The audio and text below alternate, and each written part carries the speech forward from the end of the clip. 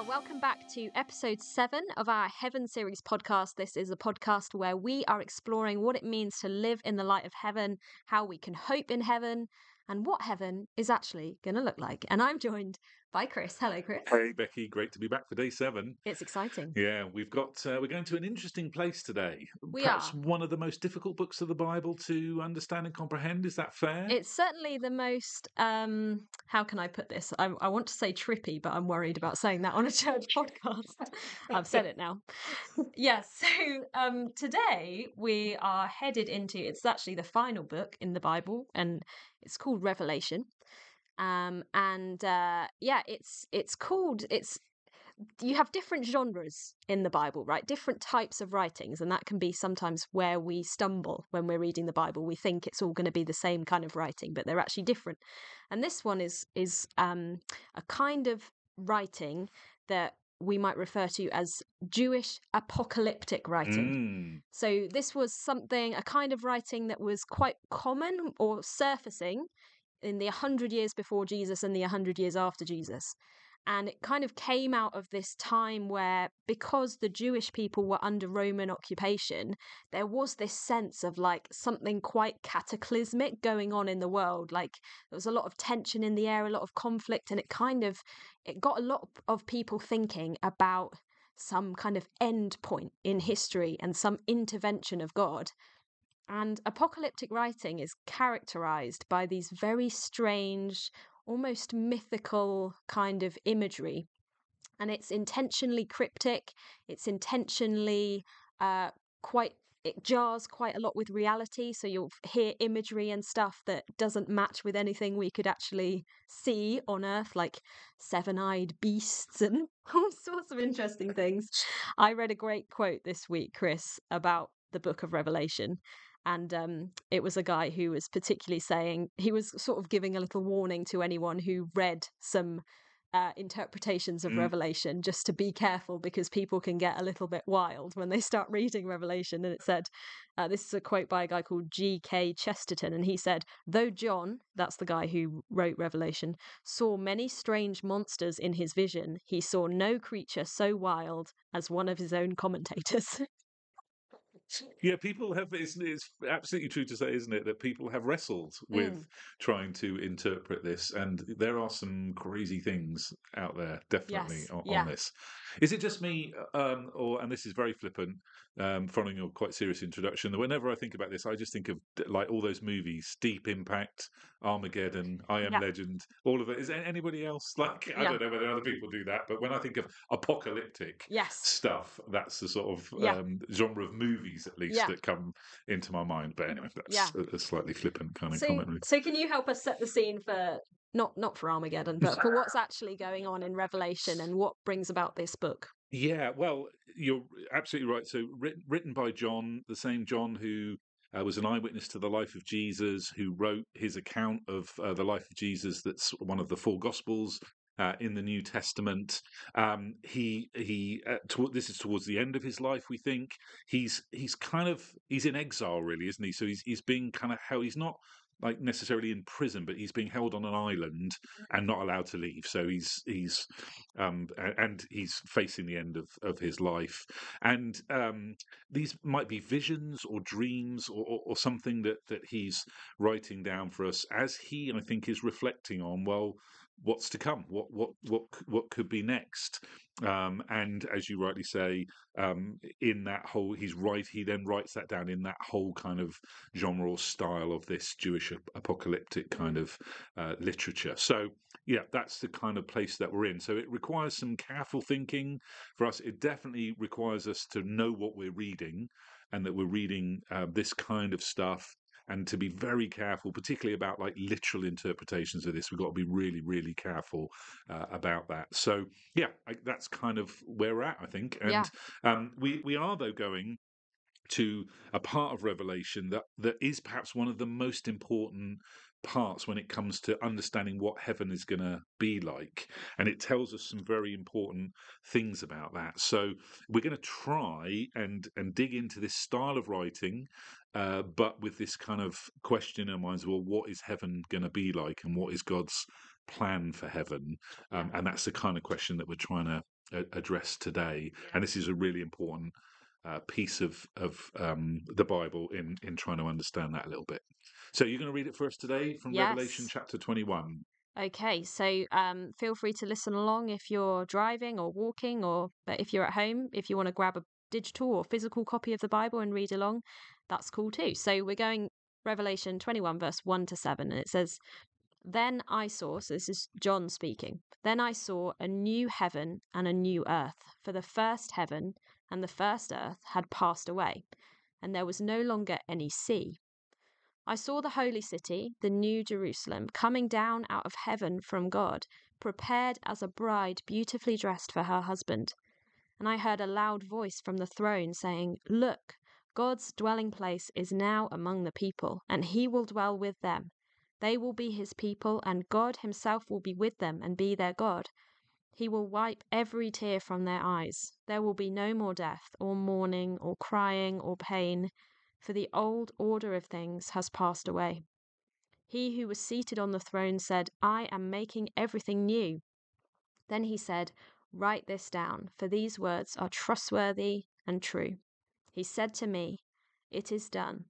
I am the Alpha and the Omega, the beginning and the end. To the thirsty I will give water without cost from the spring of the water of life. Those who are victorious will inherit all this, and I will be their God, and they will be my children. Brilliant. Well, I think there's a couple of phrases or words that we should just unpack before we get to our next question about what's the point of all of this. And the first one is in the very first verse where he says that there was no longer any sea. And I think it's really important that we understand in a lot of Bible literature, actually, and certainly in the culture of the day, the sea was a kind of an allegory for suffering, chaos, disorder, those kind of things. We see it often in the Psalms, in the Old Testament poems. The word sea was used as a kind of imagery of maybe a dark force coming against the people of God, maybe an invading army, literally, in the case of some of those Psalms. It's used elsewhere in the Bible to mean that kind of stuff. So again, I think that's not necessarily about a literal sea here that we're talking about. So I don't think John is trying to paint a picture for us of in heaven there'll be no water. I think what he's saying is there'll be no longer any of that stuff, that suffering, chaos, disorder, that kind of stuff. There'll be no monsters were considered to sort of like come out of the sea. Yeah. So that again, none of that sort of stuff, that evil stuff will be present. So I think it's quite important that we understand that word in particular. Yeah, that makes a lot of sense, doesn't it? Because we're talking about a time when they didn't have large cruise liners Yeah. that could quite effortlessly move through the water. So Yeah. the sea is a dangerous place Yes. to be. Yeah. Yes. Yeah. Yeah. And then the other one I was wondering if you could unpack for us, Becky. In the 6th verse, we're told about this Alpha and Omega thing. So just in case people weren't sure of what Alpha and Omega was, can you Yes. unpack that for us a little bit? So this is not Jesus saying that he is the complete range of vitamin supplements. This is very simply Alpha and Omega, the beginning and the end of the alphabet in Greek. Yeah. So he is saying he's saying what he then follows up Yeah. to say, I am the beginning and the end. Yeah. Yeah, yeah. Yeah. So again, commonly used kind of thing because Greek. A lot of this was written in Greek. Alpha and Omega, beginning and end, Yeah. the total range, I guess. So yeah, good. Okay, so we've talked a little bit about context. We've talked about some of those key words that maybe just need a little bit of unpacking. So then we get to the question: well, what's the point of all of this then? What are we to take from this vision or picture that John has of what heaven might be like? Yeah. Yeah. Well, you're Thoughts? asking me. Yeah.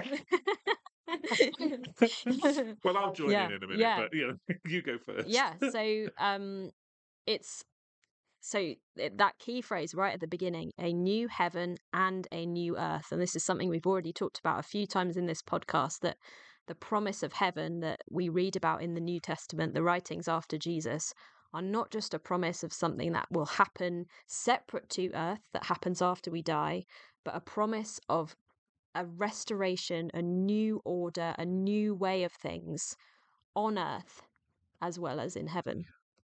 And that here we have this picture from John that he receives through this vision from God of God coming down and making his rule on earth and setting up earth in a brand new way. And the biggest difference will be the intimacy that we experience with our Heavenly Father, that we will be able to see him and he will interact with us in a way that we haven't experienced before. That it talks about him wiping tears from our eyes and then you get this incredible, I almost got a bit emotional reading it. The To the thirsty I will give water without cost from the spring of the Yeah. water of life. So it's God becoming our ultimate source of life. We won't go anywhere. There won't be any intermediaries. We go straight to God. Yeah. What do you think? Yeah. No, I love that. Yeah, a couple of things that you've alluded to, which I'd written down in some of my notes as well. A new heaven and a new earth.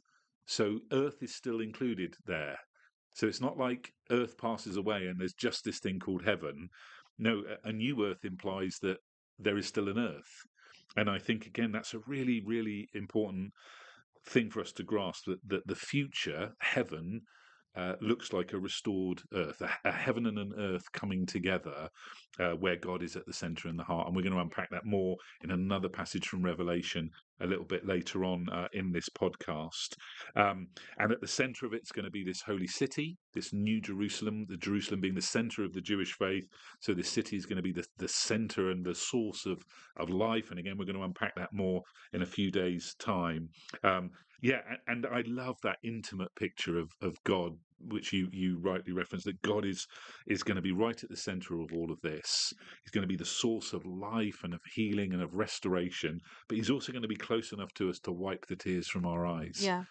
I think we, again, if maybe if you've been a Christian, you've been around church for a while, or maybe you've been to a funeral, and even if you're not a person of faith, and you've heard that picture presented of there being no more death or mourning or crying or pain, but actually God is right there wiping the tears from our eyes, dealing very intimately with the pain and the suffering that we may have experienced. And I think that's an amazing picture, actually, as you rightly say, quite an emotional picture. The other key point that strikes me, we've kind of alluded to already, but a couple of times in verse 3, this idea of dwelling is used. And John uses that elsewhere in his writings. In fact, he starts his very first book, his account of the life of Jesus, talking about dwelling. And again, that dwelling is a really intimate picture. When he talks about it in his first book in John's Gospel, the word he uses for that means to camp out or hang out, and I love that picture. If any of our listeners have ever been camping, it's quite an intimate experience, even with the people that you don't know who are on the True. next pitch to you, right? Because there's only a little bit of canvas between you and them, so you can overhear most of the conversations and all that kind of stuff. And that's the picture, I think, of God coming and kind of pitching his tent with us, camping out with us, hanging out with us. Now that happened first in the human form of Jesus, that John references in his account of the life of Jesus. But here now, there's another dwelling, there's another God coming down as heaven and earth join, and God camping out once again with human beings, with all of that intimacy and stuff. And that really struck me as I was reading through this quite consistent thing for John between his first book and this last book of the Bible, and just that picture of God right at the heart of it, hanging out with us. I love that idea. Yeah. So we've been asking these questions. What's the context? What's the point? Then we ask, what's the difference? Mm. What difference does this make to us right now? Yeah. Well, I mean, for me, it just brings immense hope and encouragement and a real smile to my face when I think about this. I think it can bring a huge comfort to us when we are in the midst of the sufferings and pains of this life. That prospect of again, I love that there's a recognition here that in this life there is death and suffering and mourning and crying and pain.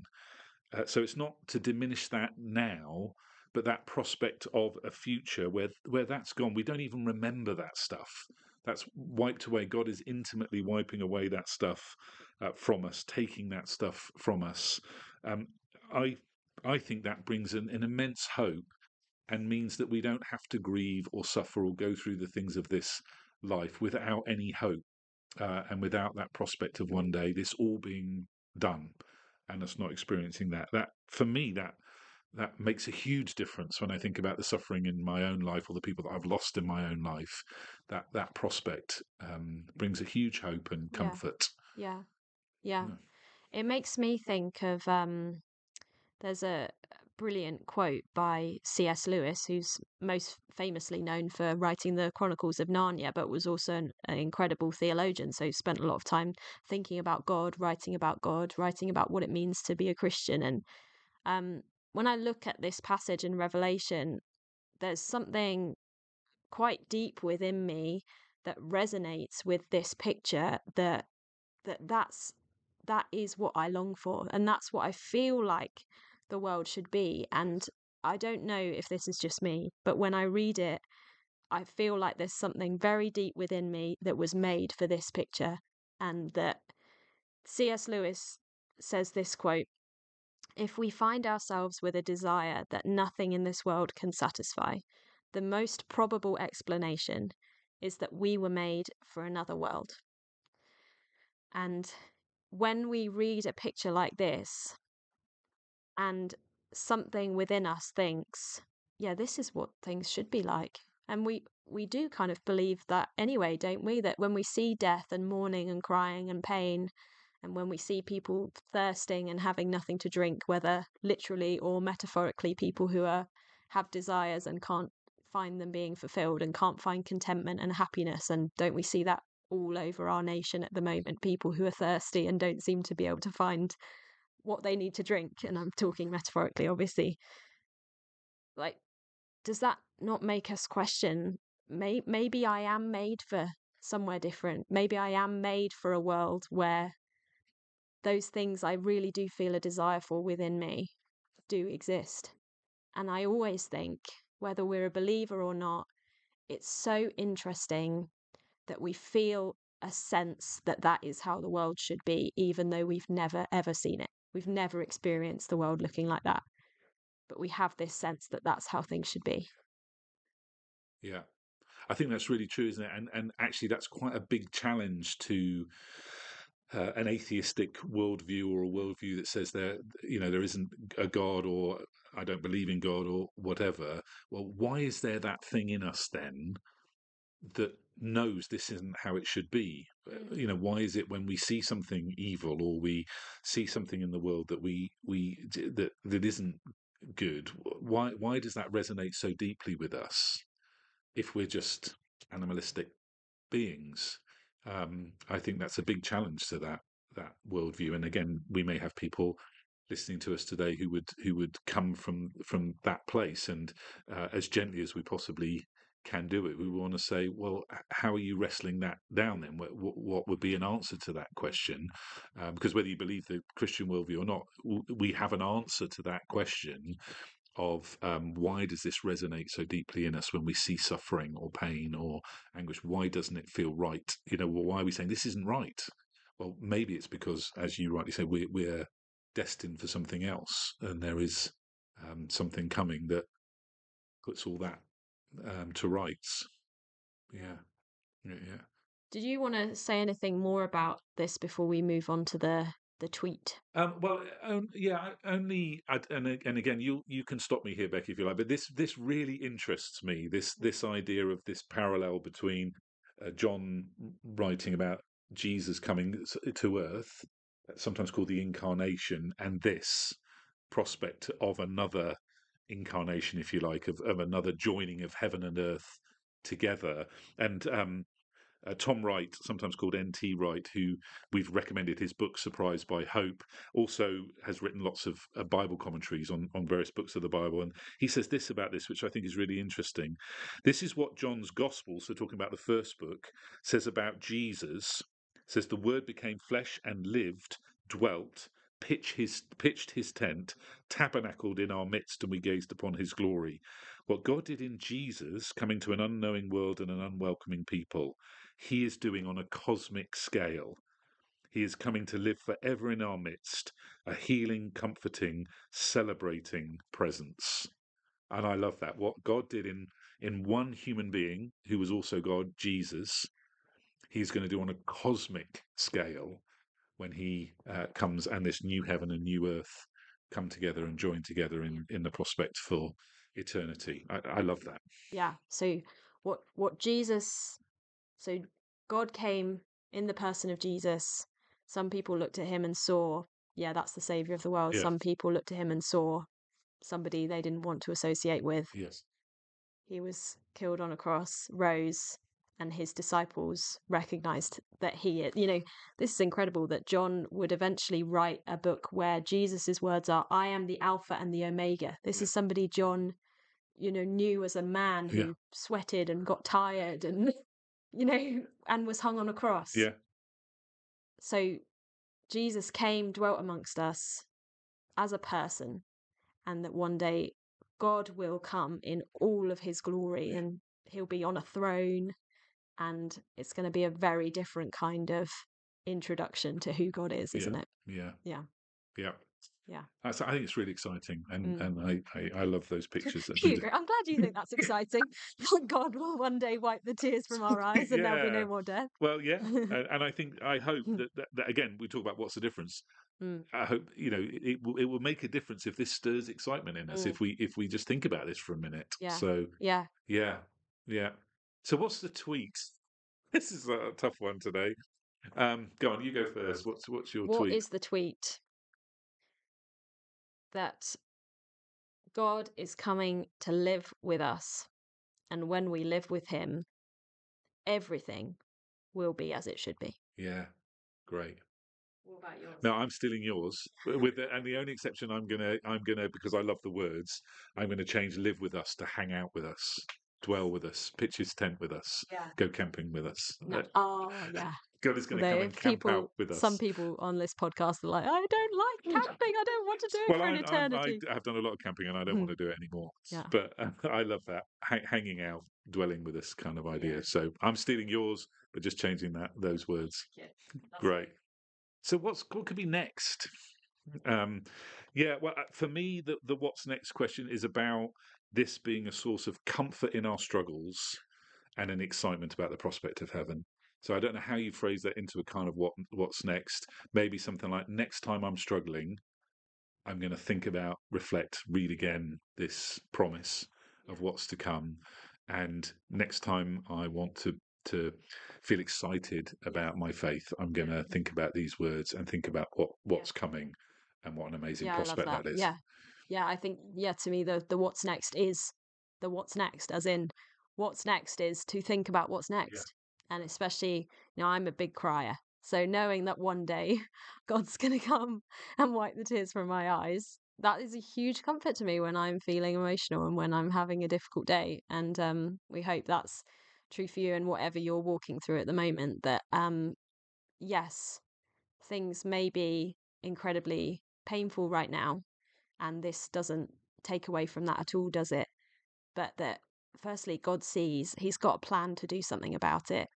And, we may have to wait, but he has got a plan one day to come and wipe the tears from our eyes and to make it so that there's no more reason to cry anymore. So. Yeah, good. Yeah. Great place to leave it for today. I reckon so.